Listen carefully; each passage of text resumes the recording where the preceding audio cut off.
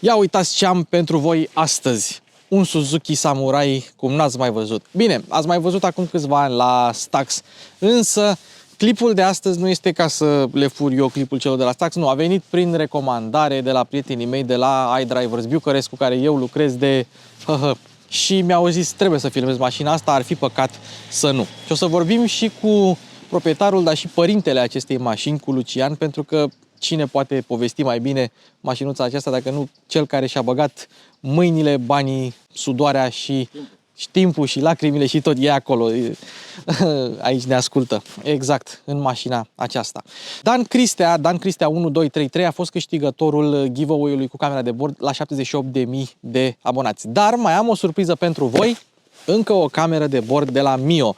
MiView G130 filmează la 2,5K.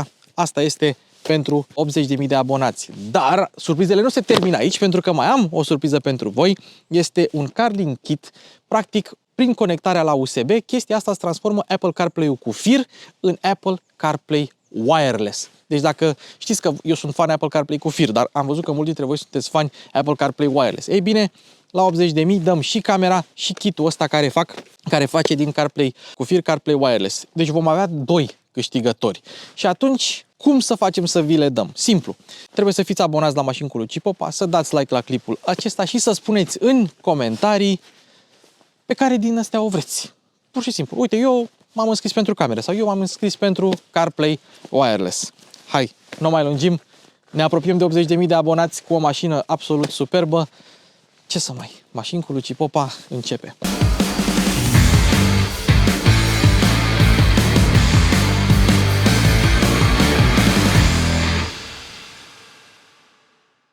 Zilele trecute căutam să-mi fac RCA la mașină și pur și simplu uitasem numele brokerului. Mi-am zis că trebuie să existe o soluție mai ușoară și din cer mi-a picat aplicația Bolo, prin care mi-am făcut RCA în doar 2 minute cu garanția celui mai bun preț. Cum? Păi este simplu. Nu mai ai intermediar, nu mai dai comision la broker și se folosește de AI, de inteligență artificială. Nu trebuie să bagi tu datele de la buletin și talon manual pentru că ți le scanează telefonul. Bine, dacă vrei să le bagi manual, ai și opțiunea asta, dar e mai simplu așa. O găsești în App Store sau în Google Play și plătești cu Apple Pay sau Google Pay, cele mai tari 2 invenții făcute vreodată. Așa că fă și tu RCA în doar 2 minute cu Bolo. Aveți link în descriere. El când zice că da, zice merge, nu? Zice nu, da, zice că nu, așa e el. Știi că eu îi zic Harry Potter, știi? Da. Da. Astăzi nu doar Mașini cu Luci Popa începe, pentru că l-avem alături pe Lucian, care este proprietarul acestui Suzuki Samurai. Mulțumim că ai venit. Salutare.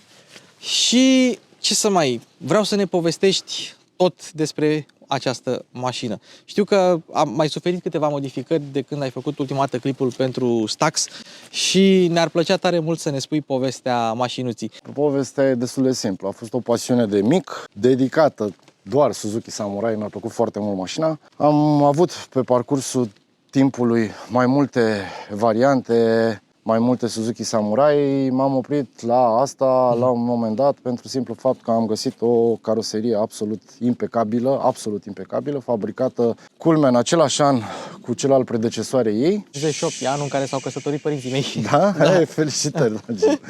Așa, și am avut o bază extrem de bună. Poate una dintre cele mai bune existente la anul respectiv de fabricație și nu numai, chiar posibil chiar și pentru ani mai noi. Adică o mașină absolut fără niciun fel de urmă de folosire. Cumpărată inițial de undeva din Italia, poveste haioasă aici că a fost la o mănăstire sau ceva de genul mașina. Da, parbrizul era plin de iconițe și chiar am fost îndrumat să le las acolo. Mai ai o poză cu iconițele? Nu mai am, din păcate. O puneam pe clip. Da, nu mai am, din păcate. Și inițial am zis că, cunoscând rețeta foarte bine pentru a o face să arate oarecum similar, am zis că un buget de 20-25 de mii mi-ajunge și o să fie super ok.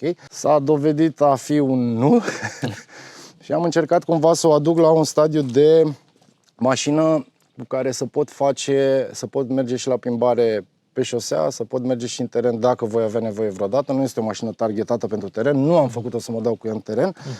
Cum am mai spus și în trecut, este o mașină pe care am făcut-o din pasiunea pentru marcă și nu pentru off-road. Pentru pasiunea de off-road există variante, nu o să le menționez azi, dar nu este genul de mașină pe care aș folosi-o în teren. Probabil că merge la fel de bine ca una care este destinată doar pentru teren. Caroseria. Caroseria, într-o proporție de 90% este stoc. Da. Vorbim de caroserie, strict de caroserie. Elementele exterioare, overfenderele au fost fabricate de o firmă canadiană la sfârșitul anilor 2000, mai precis 2007-2008, a existat un producător canadian. Acest producător s-a retras foarte repede de pe piață după ce a produs câteva seturi astfel de overfendere. Astea seamănă cu originalele fabricate de el în proporție de, hai să zic, 80%. Liniile generale sunt aceleași. După care, din poze, am reușit să scalez, să vectorizez și să le produc la imprimantă 3D. Ulterior au fost îmbrăcate în Linex. Ele din ce sunt, dacă sunt? Sunt din plastic, sunt din ABS, da, din plastic ABS. Și faptul că le-am îmbrăcat în Linex le conferă o rezistență aparte și flexibilitate. Adică Linex-ul diferă foarte mult de Raptor, odată ca și textură și doi ca și rezistență și ca și rezistență în timp. Da. Ca idee, astea sunt îmbrăcate în Linex în 2017. Adică și se prezintă așa după 6 ani. Da. Și așa vor rămâne, adică Linex e un material foarte interesant. Mai departe, hardtop-ul. E o piesă foarte rară, am mai povestit despre el și o voi face din nou. Este un hardtop care s-a produs în Germania, de data asta pe la începutul anilor 2000, de o firmă se numea Weiss Design. Între timp, firma de fapt mai există, nu mai produc hardtop-ul din cauza costului foarte ridicat de producție și a faptului că erau obligați să-l certifice TÜV. De altfel, a avut și vânzări destul de puține, sunt, dacă nu mă înșel, undeva de la proprietar, am informația asta, de la proprietarul firmei, undeva între 300 și 400 de bucăți produse și la vremea respectivă se vindeau pentru suma de 1500 de euro, 1500 de euro fiind o sumă semnificativă, aș putea spune, pentru că valoarea mașinii nu era una foarte mare și atunci cumva echilibrai, îți plăteai un hardtop more or less cât dădeai pe mașină și atunci exagerez, mă rog, o mașină bună și la vremea aia se vindea cu sume simpatice de bani, să zic așa. Mai departe, bările, atât bara față cât și pragurile și bara spate sunt custom făcute de mine împreună cu un prieten. La origine, de exemplu, bara spate până în dreptul ăsta undeva este bara originală a mașinii. După care, după montajul overfenderelor, am gândit niște colțuri de bară efectiv pe care le-am atașat, bara fiind din metal, bara originală a mașinii. Și la sfârșit le-am îmbrăcat și pe astea le-am îmbrăcat în Linex, pentru că îți conferă o rezistență aparte. Absolut nu există, foarte greu le zgârii materialul ăsta, foarte, foarte greu. La fel, husa de roată de rezervă, care este custom și după cum ați văzut mai devreme, nu mai este roată de rezervă în spate, este o roată de rezervă copiată în fibră, îmbrăcată de asemenea în Linex, poți să și deschid. Da. E mai simplu să...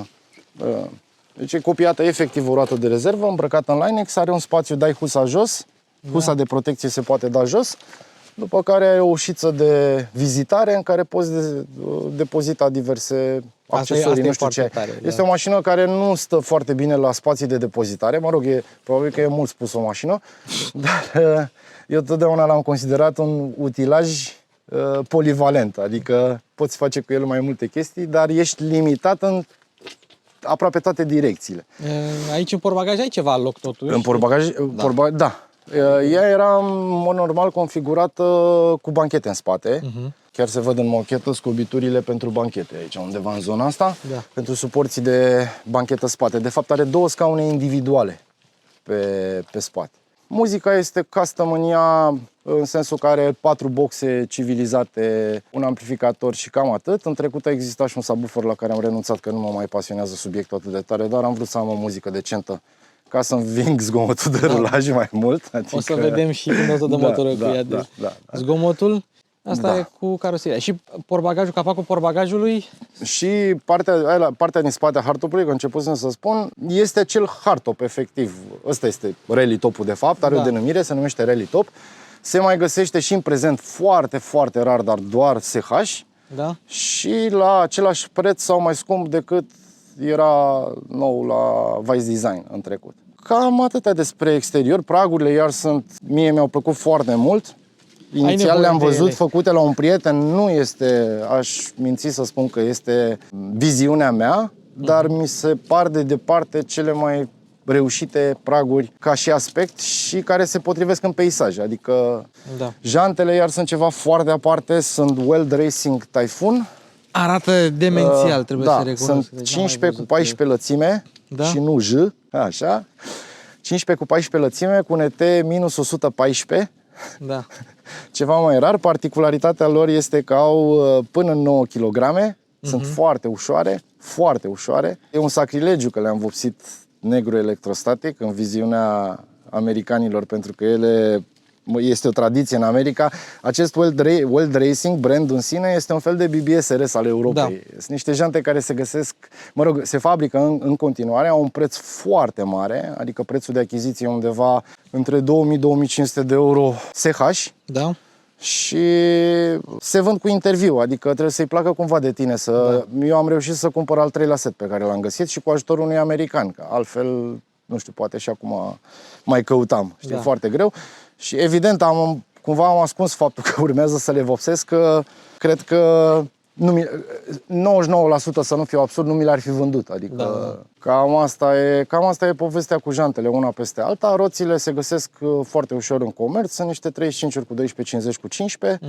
Punțile de asemenea sunt stock, dar ca peste 95% din ceea ce este pe mașina asta pus sunt noi nouțe, adică nu le-am recondiționat. Așa, kitul de înălțare este un kit de înălțare de la Trail Tough, dacă YJ Conversion Lift Kit se cheamă, la care la rândul lui a fost un pic modificat, îmbunătățit să zic. Stopurile de pe spate sunt iarăși foarte, foarte rare și mă chinui să găsesc un al doilea set, pentru că sunt stopuri originale fumurii, SGP, adică Suzuki Genuine Part, scrie Made in Japan pe ele, adică sunt niște accesorii originale foarte greu de găsit, aproape pe toate piețele, inclusiv pe piața japoneză. Da.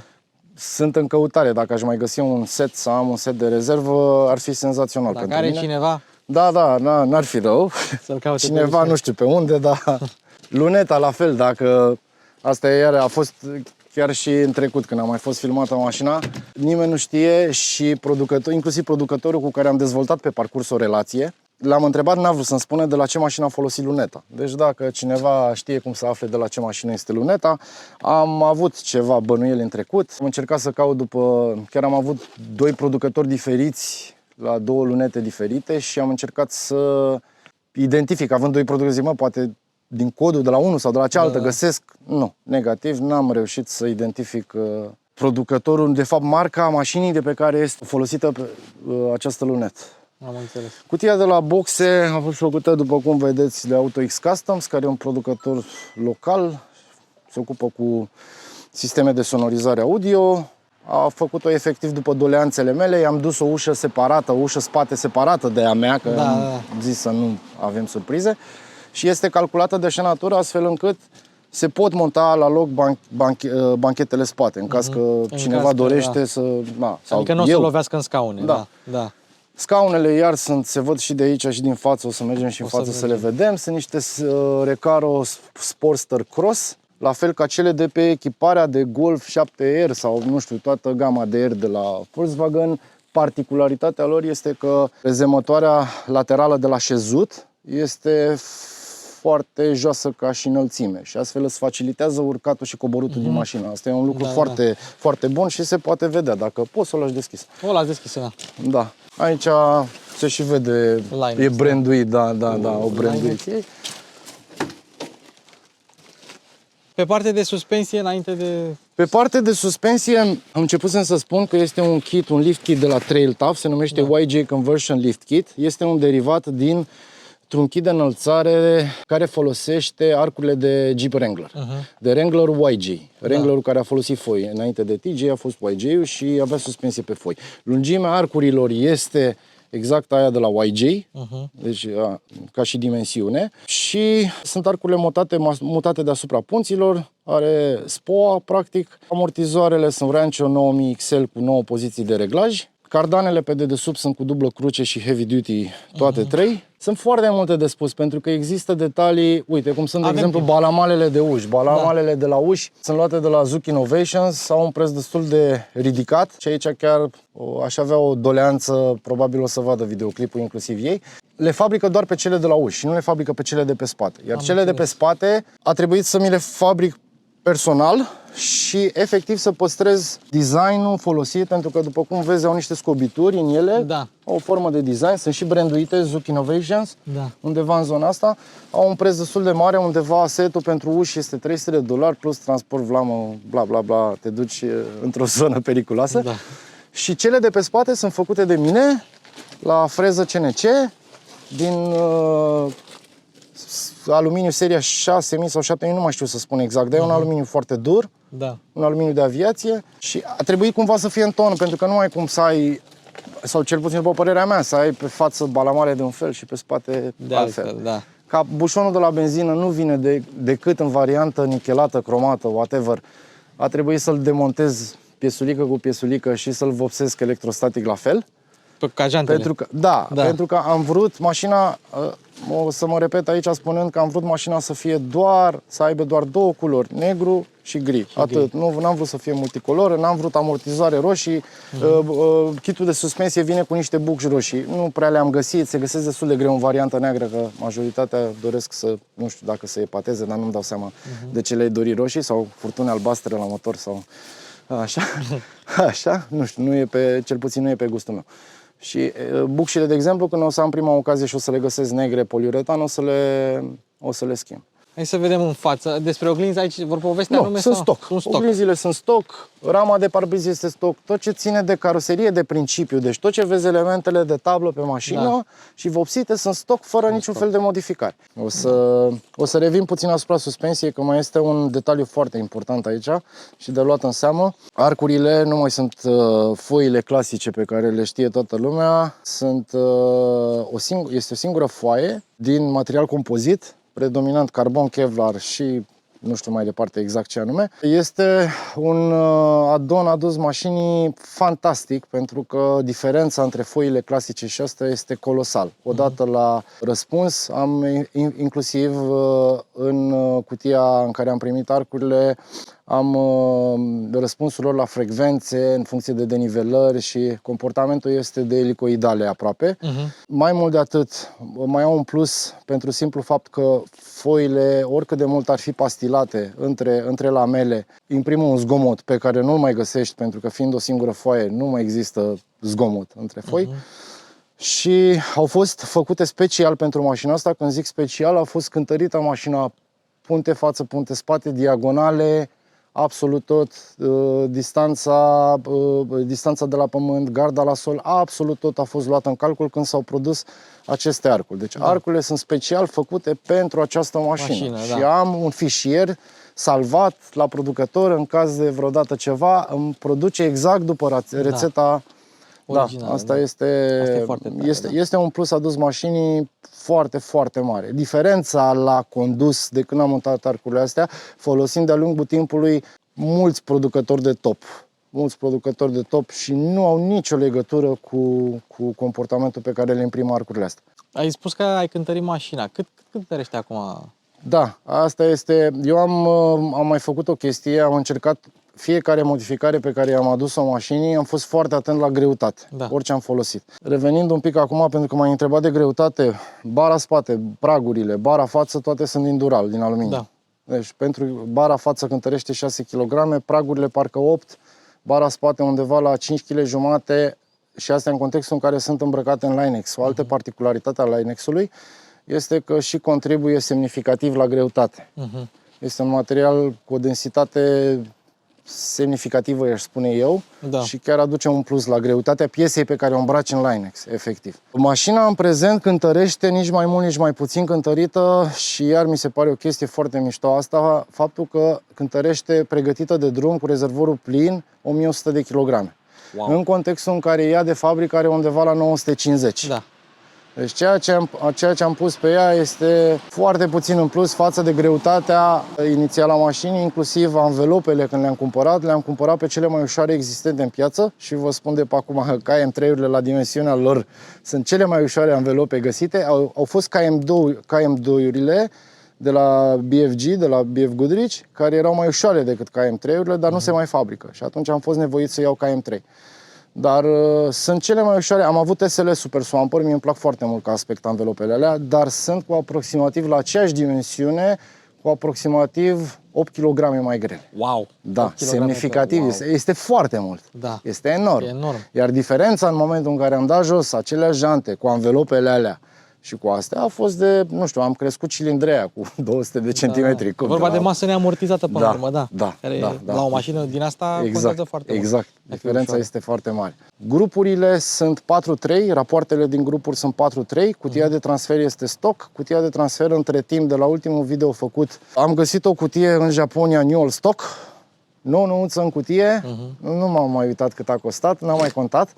Am vrut efectiv o cutie de transfer nouă, cu toate că am recondiționat de-a lungul timpului. Doar carcasa pot spune că a rămas originală, în rest absolut totul era nou în cutia de transfer, dar mi-am dorit, găsind o piesă nouă, am zis, și putând să o achiziționez la momentul respectiv, am zis, wow, trebuie să o cumpăr pe asta, adică nu se poate.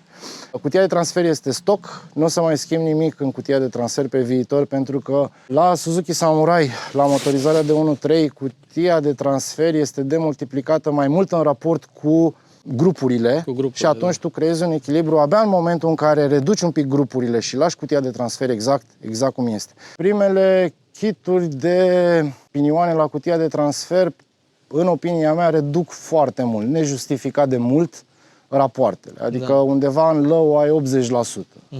Deja ești pretabil pentru rock crawling, în opinia mea. Și cu 4.3, dacă aș avea și 4.3 și 4.16 în cutia de transfer, ar fi enorm de mult, foarte mult. Și nu face sens. Așa pot să merg și la un cruz afară și merg, și mă mândresc cu chestia asta, că merg undeva viteză reală pe GPS, merg 110 relaxat, total relaxat. Și asta mi se pare un plus foarte mare pentru o mașină din 1988, să poți să mergi în 110 fără cea mai mică problemă de handling, de frânare și așa mai departe. Adică inclusiv mașini de generație nouă, din categoria ei cu punte rigidă, nu pot să depășească la un cruz 110-120 din cauza confortului pe care, sau a lipsei de siguranță pe care ți-o generează o mașină care este supraînălțată. La frâne ai umblat? Nu, la frâne nu am umblat. În permanență frânele sunt noi, le împrospătez, ca să zic așa, într-un mod nejustificat anual.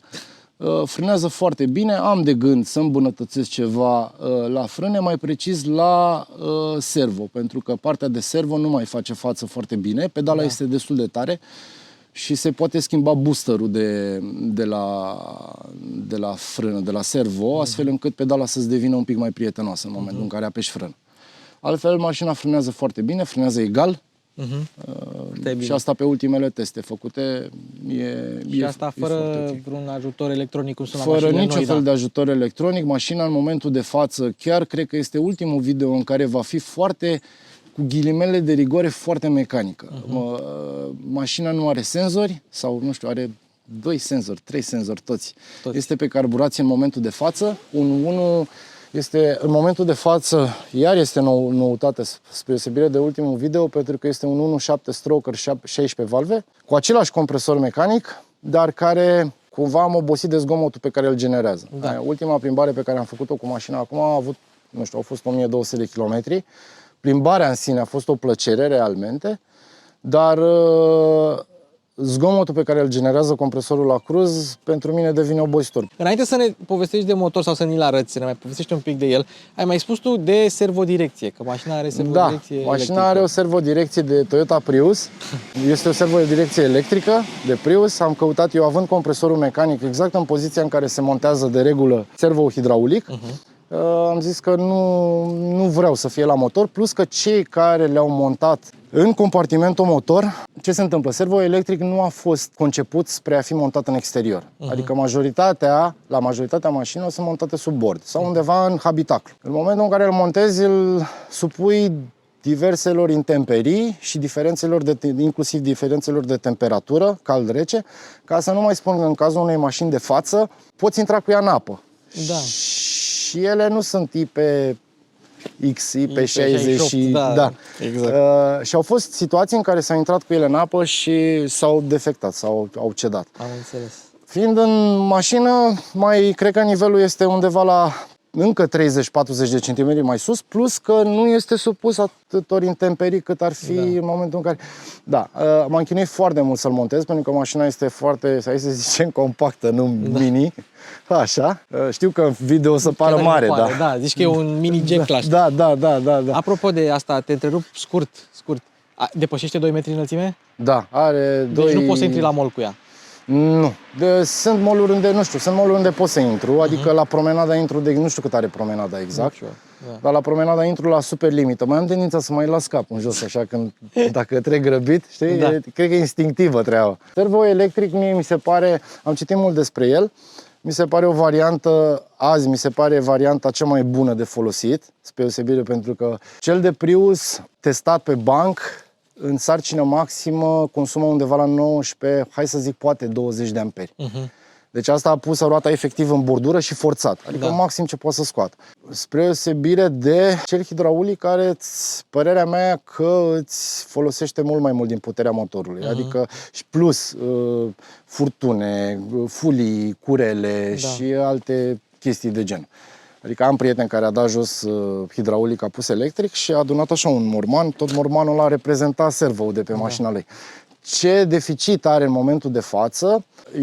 Ea funcționează într-un mod de avarie, neavând circuitul de calculatoare complet al mașinii originale și funcționează undeva la 4-6% din capacitate. N-ai zice chestia asta, ba din contră aș folosi un controller și o să folosesc, că există în piață, deja se fabrică un controller, astfel încât să poți să-ți reglezi intensitatea pe care o dorești, adică la drum efectiv nu are sens să-ți meargă volanul super ușor. Cumva volanul merge ca la americanele vechi. Când, așa. Da, e extrem de moale și în contextul în care totuși folosim niște 35-uri, chiar dacă sunt foarte ușoare, totuși sunt niște roți foarte mari. Și eu o să încerc să montez acel potențiometru care îți dozează efectiv cât de mult vrei să te ajute să-ți contribuie servo sau nu. Alt deficit pe care îl are și pe care poți să-l corectezi tot cu acel potențiometru va fi return to center point. Pentru că tendința volanului este să nu mai revină în punctul neutru, în punctul zero, cum o făcea pe vremuri, când nu avea servo.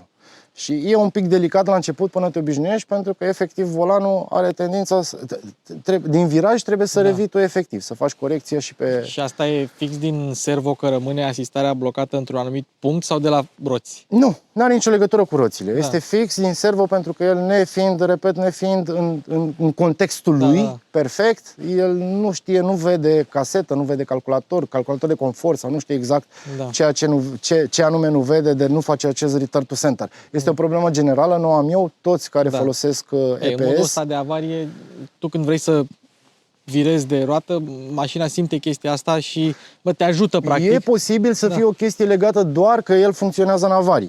E posibil. Și atunci să nu îi permită să facă return to center. Hai să vedem motorul. Hai să vedem motorul, da. Dar și sigla ai...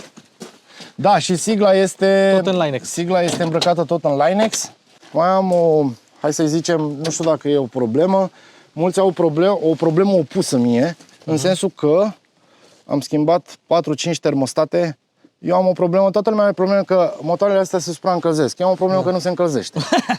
Este, mai ales în perioada asta, și atunci mai folosesc chestii rupestre. Trebuie să o lasi să se încălzească mult. Trebuie să o lasi să se încălzească și de regulă chiar la drum are tendința să coboare sub temperatura nominală de lucru și asta devine destul de periculos. Sau, mă rog, implică un consum mai mare, un mers nu foarte corect și... Da. După cum spuneam, e un 1.7 valve stroker cu interne forjate azi, pistoane, biele, chiuloasă portată, alezată, foarte mult, foarte în detaliu lucrat la motor. E un motor reușit, a fost un motor de succes, G16B-ul, un motor foarte, G16B-ul de la Suzuki, a fost montat inclusiv pe Grand Vitara asta. Un motor montat pe Grand Vitara, Baleno, Swift, pe mai multe variante de mașini. Foarte rar că a fost din fabrică cumva ăsta un motor. A fost din prima generație de Swift, 16 valve, vorbim fix de acest motor, care a venit pe carburație. Și atunci chiuloasa, pe partea de admisie, nu mai are acele scobituri care vin odată cu admisia pentru injectoare. Da. Și am căutat special să găsesc chiuloasa asta care să fie dedicată pentru carburație. Este un carburator, un Weber 32 DAT HF, a fost montat pe Lancia Delta HF 1.6 Turbo. E o Lancia fabricată doar 2 ani, 1982-1983, o ciudățenie care acum a și explodat în preț de altfel. Nu e aceea Lancia Delta integrală, e Delta HF Turbo, așa se cheamă mașina. Carburator special pentru turbo, fie că compresor mecanic sau fie că turbină. Carburator pentru motoare supraalimentate. Acel compresor mecanic Volumex care a făcut legendă, este foarte cunoscut, preponderent în Italia și nu neapărat mai nou, foarte întâlnit pe diverse mașini retro și nu numai în Italia, Belgia, țările de nord, preponderent pentru cei care doresc un surplus de putere. Adică are un randament foarte bun, inclusiv la motorul ăsta de 1.7, 16 valve, care are galeria portată și pe admisie și pe evacuare. E un motor care respiră foarte bine și a fost ușor să-mi dau seama asta de la prima cheie când l-am pornit, pentru simplu fapt că a necesitat să strâng șurubul de la relantie aproape de maxim, astfel încât să ajung cu relantiul undeva la turația de relantii. Respiră foarte bine motorul și cu toate astea reușește să-mi facă un 0,6 bar. Un 0,6 bar presiune e undeva în jurul la 160 de cai, cam așa. 160 de cai curați. Și el cât mănâncă? Cât mănâncă ce anume? Din putere. Nu mai știu, există niște calcule, se pot face niște calcule. Cred că câțiva cai stoacă bine. Da. Adică asta este minusul la compresor, ca să-ți facă stoacă, știi? Da. E delicat cu compresorul. O să urmeze acum, o să încerc o variantă de turbo și probabil că este ultima. Nu, cu siguranță va fi ultima. Așa, o să încerc o variantă de turbo, am majoritatea pieselor cumpărate. Fac strict chestia asta pentru confortul de a găsi piese și de a face o chestie oarecum mai comună. Ceea ce vedeți în filmarea de față sunt niște piese foarte rare. Piese cu care de-a lungul timpului, în 88-89, a fost o ediție de raliu Tunis-Alger, unde cu configurația de față, cu excepția motorului de 16 valve, era un 1.3 8 valve la vremea respectivă și undeva la 115-120 de cai, cu fișă dyno publicată de ei. Au participat la raliul Tunis-Alger, unde au ieșit pe locul 3 și 4 și au fost 10 sau 12 zile de concurs, plus 30 de grade ambiental, 3 sau 4 mașini, fără niciun defect. Doar 2, dacă nu mă înșel, erau echipate în configurația asta. Adică e o variantă foarte endurant. Da. E o variantă care nu se strică, ține, nu are probleme. Compresorul ăsta, atâta timp cât a avut ulei în el, nu au fost probleme cu ele, nu s-au stricat, nu nimic. Ca drept dovadă, ăsta e un compresor care, mă rog, ăsta e recondiționat pentru faptul că am vrut eu să știu că este recondiționat nou. Dar efectiv nu sunt probleme cu ele, nu s-au stricat. Te limitează într-adevăr la presiune, la boost, mai ales cu cât crești cilindrea, exact ce am făcut eu, cu atâta boost-ul îi scade. La configurația de dinainte cu 1.6 8 valve, făceam undeva spre 0.8. Da. Respirând mult mai bine ăsta, gata, începe și numai în momentul în care dacă i-aș schimba fulia, i-aș depăși eficiența volumetrică a compresorului și faci mai rău decât faci bine.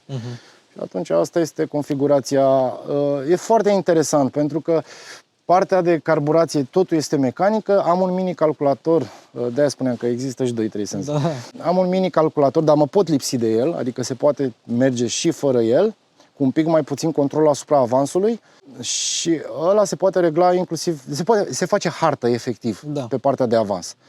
Reglezi benzina, nu mai ai cum să umbli la benzină în momentul în care te-ai urcat în mașină, adică poți să-ți o setezi astfel încât să ai un AFR de 11,5-12 pentru accelerație cu pedala la fund și undeva spre 14 la un cruz.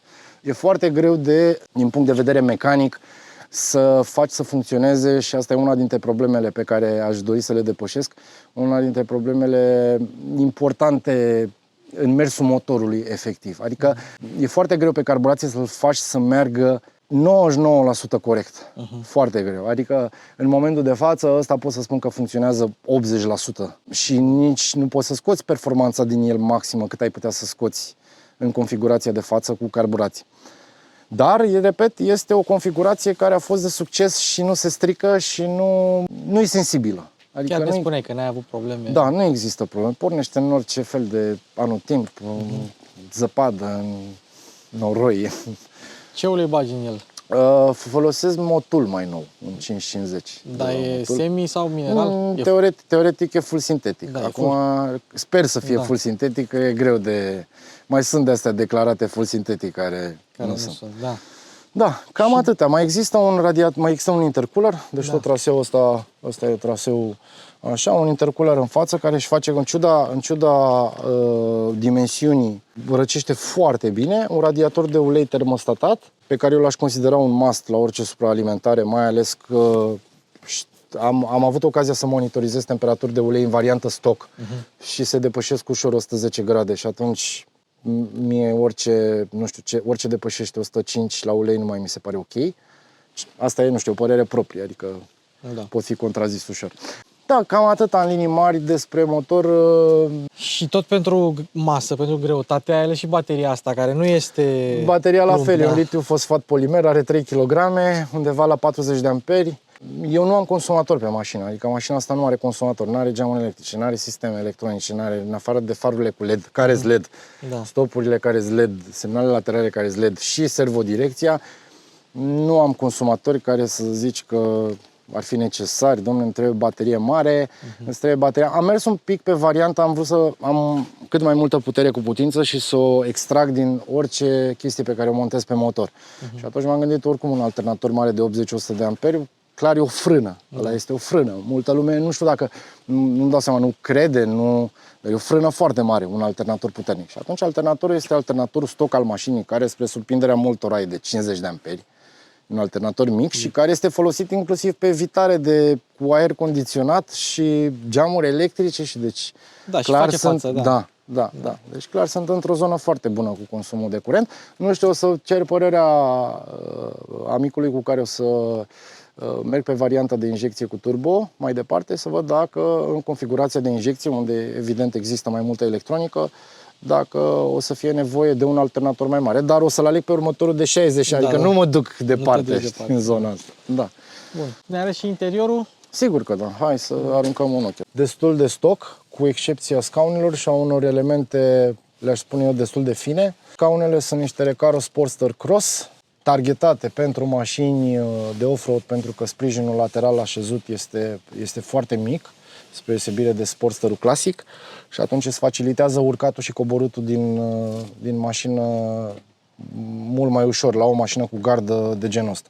În rest, bordul este original al mașinii, mai am un bord, o carcasă de bord, inclusiv o carcasă de bord nou-nouță acasă, pe care o voi monta când voi face trecere la injecție cu turbo, pentru simplu fapt că bordul ăsta a fost găurit pentru a monta cele două ceasuri care erau oarecum indispensabile, și anume ceasul de boost, de presiune, ăsta, și ceasul de AFR din dreapta, care te ajută un pic la amestec, să știi amestecul, astfel încât când ești supraalimentat să nu ajungi în zone periculoase, să fie prea sărac în boost sau invers. Ca particularitate, hai să zic, uite, cele două knoburi la reductor și la schimbătorul de viteze sunt fabricate de mine după originale. Originalele nu se mai găsesc. Deci este copie la 1 la 1 la detaliu, tot din aluminiu fabricate. Stickerele sunt făcute custom. Cumva am încercat și cred eu că mi-a ieșit, să imit culoarea ceasurilor de bord, acest amber, portocaliu, după care le-am vopsit negru texturat. Ele au fost făcute pe un strum CNC și aveau un finisaj foarte detaliat, erau foarte fine, știi? Aproape că erau cromate, nichelate, dar nu aveam cum să... Și cu textura asta de la Electrostatic aduce foarte mult cu textura de la knobul original de schimbător de viteză și de cutie de transfer. Altă particularitate interesantă este inclinometrul original, care are niște prețuri exorbitante. Nu este atât de folosit în ziua de azi, dar mi l-am dorit foarte mult pentru că este o piesă foarte greu și foarte rară. vorbesc de piesă originală, adică se vinde undeva între 400 și 500 de euro și chiar l-am găsit nou nouț în cutie. Încă mai funcționează, nu știu pentru încă cât timp, că nu știu ce se întâmplă cu lichidul din el. Da, în rest, la interior, cum am spus, este 80% originală. Mocheta este o mochetă originală de Suzuki. Nu e nimic custom făcut, este prinsă în capsele originale, se demontează foarte ușor. Este o mochetă care se usucă incredibil de repede în momentul în care o speli. Dacă o dai jos și o speli, este foarte ușor de dat jos de pe mașină, mocheta. A fost nouă, este o piesă SGP, a echipat Suzuki-urile Samurai vândute în ultimii ani de fabricație, undeva începând din 1999 până prin 2004. A fost echipată cu mocheta asta. Mocheta ei originală era de culoare neagră, ceea ce mi-ar fi plăcut și asta să fie la fel, dar din păcate aia nu se mai găsește nouă și nici nu, cele pe care le găsești second hand nu sunt în stare decentă și atunci nu puteam să pun pe mașină ceva care să nu mă simt împăcat. Volanul nu știu să spun de la ce mașină e, l-am găsit, mi-a plăcut foarte mult. La fel i-am făcut zona de mijloc de claxon cu același sticker embosat, sticker siliconic și cu sigla Suzuki și culoarea care să fie în ton, la fel și cu bordul și cu noburile de la schimbător și cutie de transfer. Mai are claxon? Da, are claxon și funcționează exact cum trebuie. Balamalele de la uși este un quick release door. Nu mai este prinderea originală. Prinderea originală vine pe bandă de cauciuc efectiv, dar nu se poate scoate. Asta se poate atât că se poate regla și cât vrei să ți se deschidă prin intermediul benzii, se poate regla cât de mult vrei să se deschidă ușa. Eu folosesc o setare mai apropiată să nu se deschidă foarte mult, că e periculos dacă mi-o ia vântul la un moment dat când parchez paralel de cineva să nu fac vreo surpriză atât mie cât și eu lui, adică nu e plăcut. Și am mers pe varianta asta pentru că din momentul ăsta doar pui mâna pe ușă, o ridici și o poți schimba cu ușile de vară pe care le am depozitate acasă și pe care urmează, sper, să le folosesc vara care vine. Sunt niște tube doors, de fapt, îmbrăcate în Linex, la fel. Mașina în sine este un Lego, parbrizul se coboară pe capotă, arcul este demontabil, cel de siguranță din spate, hardtop-ul la fel, capacul din față poți să-l dai jos individual, separat de cel din spate, sau spatele e separat de cel din față. Deci există o multitudine de variante să te bucuri de ea altfel în altă zi, știi? Da.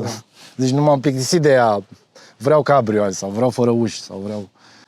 Da, cam atâta. Pedalierul este de la Jimny, în sens de protecție, ornamentele de pe pedale. Și cred că puteți vedea, este maximum ce am putut să fac cu motorul de servo. Dacă ar fi o mașină la o înălțime de fabrică sau nu atât de sus, ar fi ascunsă perfect. Este maximum ce pot scoate. Am învârtit motorul de servo în toate direcțiile cu putință, astfel încât să-l ascund total sub bord. Am reușit să-l ascund exact cât se vede. Ce se vede jos este exact partea de servo. Am înțeles. Ai voie să ne spui pasiunea asta cam la cât te-a dus?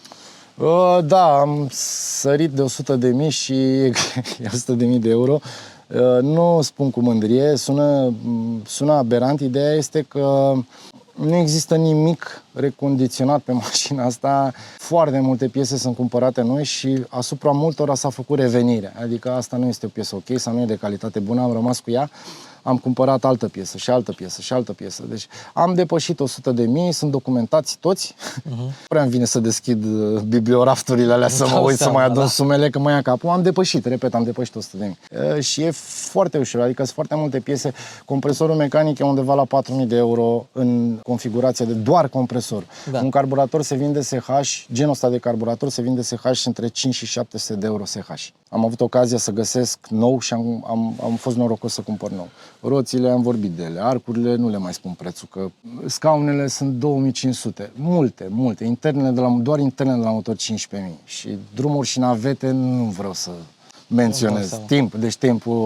Timpul e mai prețios decât orice sumă a fost timpul alocat. Am avut la un moment dat, cred că am avut 2 ani de zile în care nu a existat zi, poate cu excepție, nu știu, Paște, Crăciun, Revelion, nu știu, ceva de genul, dar nu a existat zi fără 2 ore minim alocate mașinii.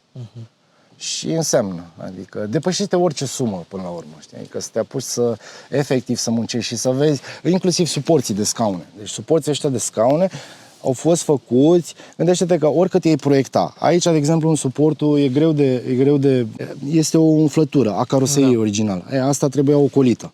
După cum o vezi, am desfăcut iar m-am dus, am făcut alt suport, știi? Și totul să pice și să aibă capace, să nu se vadă, să nu bată la ochi.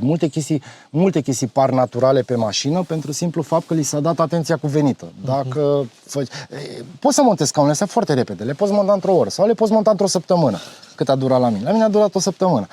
Să montezi servo, nu exagerez. Deci majoritatea care montează servo ăsta pe mașină, le ia 2, 3, 5 ore. O zi. Nu, fix, cred că la un moment dat chiar mă gândeam cât a trecut. Și, repet, și la servo nu există zi să nu lucrez. Mi-a luat aproximativ 40 de zile, a durat să montez servo.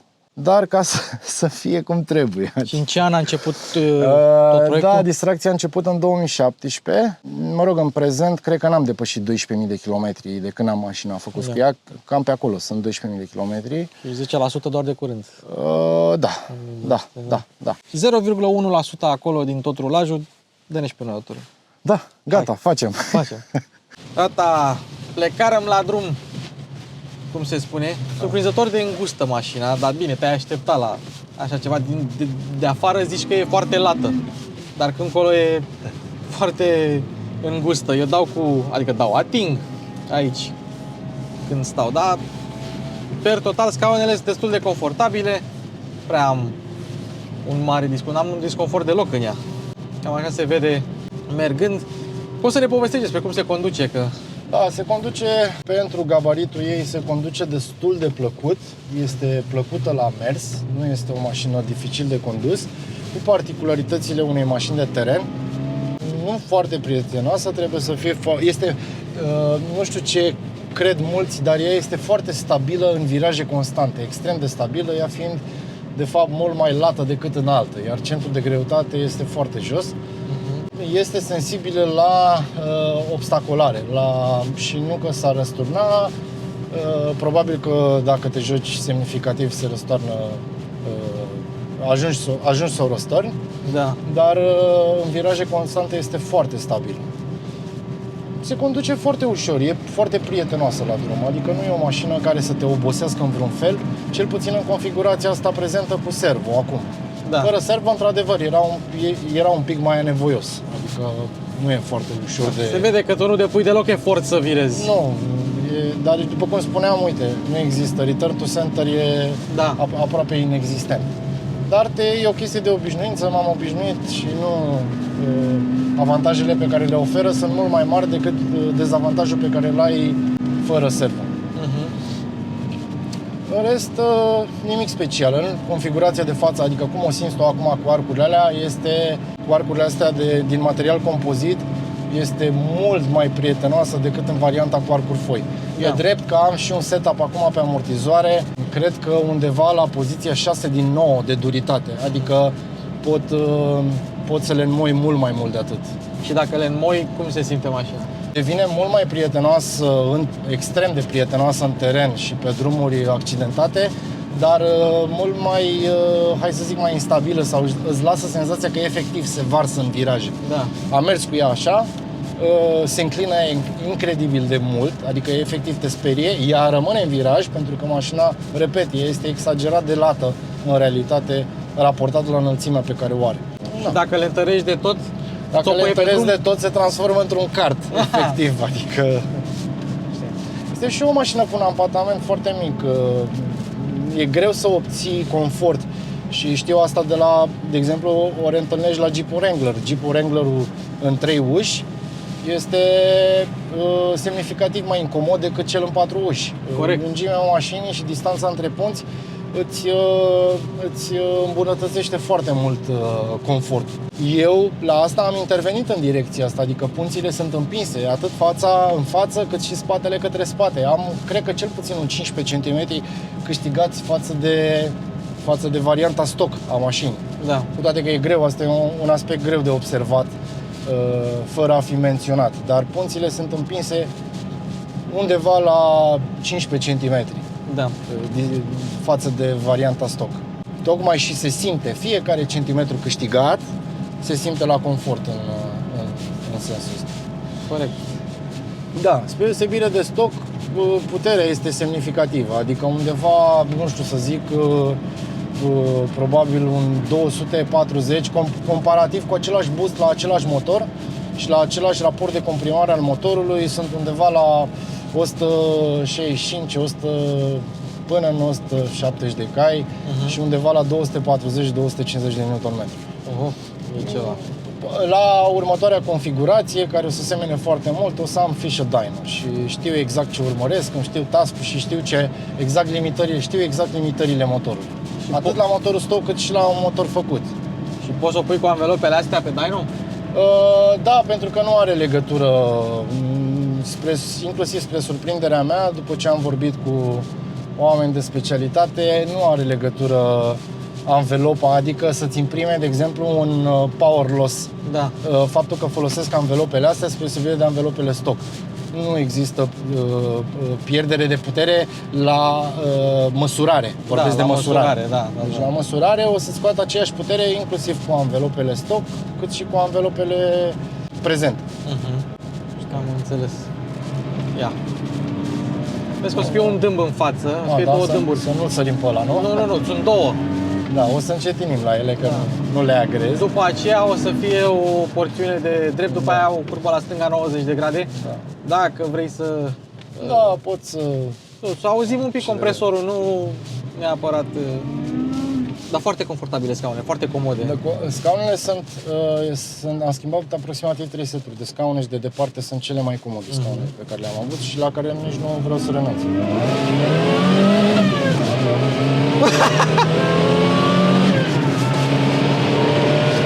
Trage realmente, avem undeva la 100 la oră acum. Wow! Timp scurt, adică... Da. Deci am atins 100, e limita 90 pe aici, da? Aoleu! Nu mă așteptam. A fost o senzație... Da, nu te aștepți, e genul de mașină care nu te aștepți să o vezi plecând de la semafor tare, pentru că nu e genul de mașină dinamică, nu are veleitățile unei mașini sport.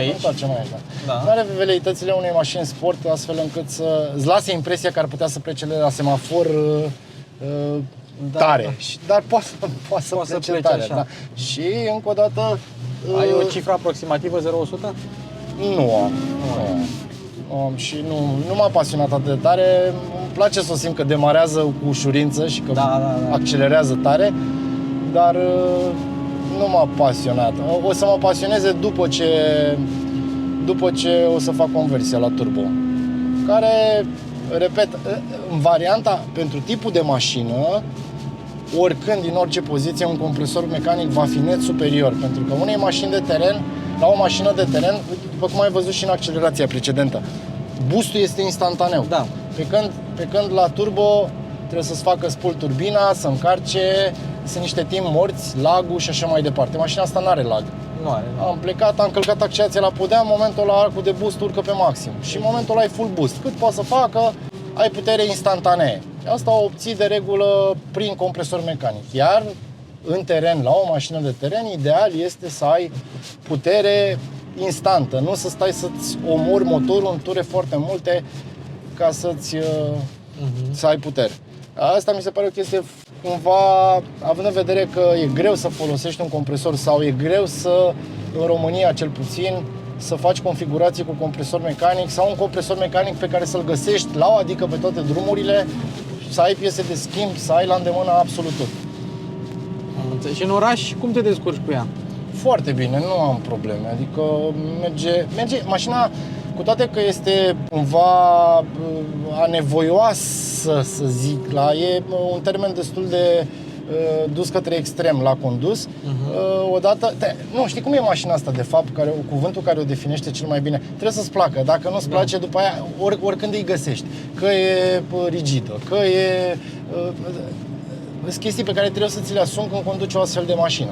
Da. Că nu poți să rulezi pe autostradă cum rulezi cu o mașină normală până la urmă, nici măcar o mașină sport, o mașină normală. Și atunci trebuie să asumi chestiile astea. Dacă îți place genul de mașină, chestiile astea nu le vezi sau din contră, cum e cazul meu, îți provoacă plăcere. Pentru că mie îmi place să meargă mașina încet, să fie rigidă, să, nu știu, toate chestiile astea, inclusiv zgomotul pe care îl generează și anvelopele și transmisia, le auzi pe astea, sunt vii, sunt lângă tine. Nu e o mașină antifonată, nu e o mașină să nu se audă înăuntru, nu. Adică undeva la 100 la oră pe autostradă, tonul pe care trebuie să-l folosești în mașină ca să vorbești cu cel de lângă tine e un ton ridicat. Corect. Altfel nu, e greu. Da, tu ai făcut-o după chipul și asemănarea ta, practic, cum ți-ai dorit-o. Da. Nu, eu la chestiile astea nu am umblat foarte mult. Adică am vrut, de exemplu, pe dedesubt să fie o mașină curată, neterosonată, nu există. Periodic îi dau cu ceară de cavități, dar atât, nimic mai mult. Adică nu-mi place teroson și de regulă, după mine, terosonul e foarte bun să ascundă chestii sau inclusiv locuri care urmează să se degradeze și pe care nu le vezi în prima fază pentru că sunt acoperite cu teroson. Și atunci prefer vopsea și peste vopsea ceară de cavități și cam atât. Și întrebarea românului, cât consumă? Cât prinde, nu? Sau cât consumă? De prins ai spus, dar Băi, aș fi... Uite, o să fac chestia asta, am să spun cât consumă. M-am dus cu ea în regim de rodaj până la Baia Mare și înapoi, mergând în... O să sune ridicol, mi-asum. Am mers cu ea în rodaj, stoichiometric, în vacuum, deci nu a văzut buz deloc. Undeva la 80-90 la oră mi-a consumat 8%. Înjurați-mă, faceți cum vreți, nu mă interesează. Nu, e decent. A fost neașteptat și pentru mine consumul. Este o viteză la care încă nu cred că învinge atât de multă rezistență la aer. Atât de multă. Nu, atât de multă, da. Atât de multă pentru că diferența între 80-90 la oră și 100-110 este foarte mare. Adică consumul după 100 la oră sare de 10-11, se stabilizează undeva la 11-11,5, nu mai sus de 11. Mie mi se pare un consum foarte, foarte bun. În general, consumul și puterea mâncată la o mașină de genul ăsta nu este de atât de mulți factori pe cât s-ar crede, dar de unul din ele într-un ritm foarte mare, și anume de diametrul roților, nu de lățime, poate și de greutate, dar chestia care înghite cea mai mare putere, cea mai mare cantitate de putere este diametru. Am remarcat chestia asta și citind ulterior despre, dar și probând diverse roți de-a lungul timpului, dintre care unele realmente exagerat de late, genul de Fatboy, roți de Fatboy, de chiar de 300 plus lățime, nu pe mașina asta în speță, dar pe una similară, și care nu prezentau o pierdere de putere atât de mare, pe cât a prezentat o anvelopă de lățime 225, dar cu un balon exagerat de mare. Adică un diametru total foarte, foarte mare. Iar acolo pierderea de putere este colosală. Colosală. Cum e pe viraje? Foarte stabilă pe viraje constante. Deci pe viraje constante este foarte stabilă. Pe ocolit obstacole devine imprevizibilă. Adică trebuie să cunoști mașina astfel încât să nu ți ofere surprize, pentru că îți poate oferi surprize. Da. În schimb, este foarte ușor de corectat. Adică în momentul în care îți pleacă spatele sau intră într-un derapaj, este, spre surprinderea și a mea, este o mașină foarte ușor de controlat. Da. În mod normal, tu presupun că mergi pe 2 high, nu mergi Eu merg pe 2 high, da, și mașina asta se folosește în 4 high și 4 low doar pe suprafețe ude sau suprafețe pe care roțile nu au aderență totală. Adică ai avut situații în care ai folosit? Da. Da? Da. Da. Sigur, chiar pe zăpadă. Și când am fost la munte și când am... Păi, îți mulțumim pentru această experiență, îți mulțumim pentru ziua asta și îți mulțumim că ne-ai prezentat mașinuța ta. Și eu vă mulțumesc, a fost o plăcere. Copilul tău, practic. Da, e un fel de... Mulțumim și celor de la iDrivers că ne-au făcut legătura. Da. Și sperăm că și vouă v-a plăcut clipul. Evident, ne auzim în comentarii, evident, ne ajută un like, un share, un subscribe, ne ajută cam de toate. Și dacă aveți întrebări pentru Lucian, le puteți pune în secțiunea de comentarii și poate vă mai răspunde el la eventualele întrebări pe care le-ați mai putea avea. Sigur. Nu uitați de cele 2 giveaway-uri. Eu am fost Luci, Harry Potter la cameră, uite-l acolo. El a fost Lucian. Lucian. Se spune Luci? Nu, Lucian. Deci Lucian. Așa, gata. Mulțumesc frumos, Mașini cu Luci Popa se încheie.